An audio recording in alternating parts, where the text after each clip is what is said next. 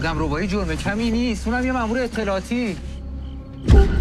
اقبال پا قشنگه یادتون من؟ مریض خدا تعالی اسمش پوشم هم نخورده.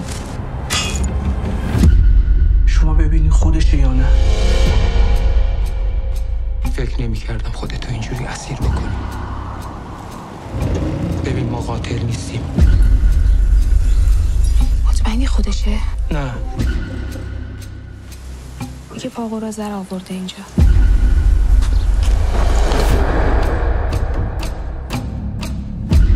5 سال صبح تا شب تو خواب و بیداری دارم با چشم بسته دست میکشم رو پاش. ماشین چه خبره؟ آقا چیز خاصی نداره.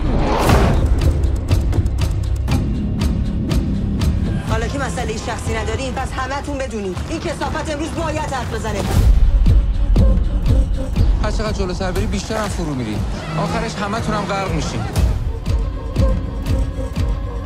من خودم زن و بچه دارم میفهمم چی داری میگی. ببین با من چیکار کردی کثافت آشغال.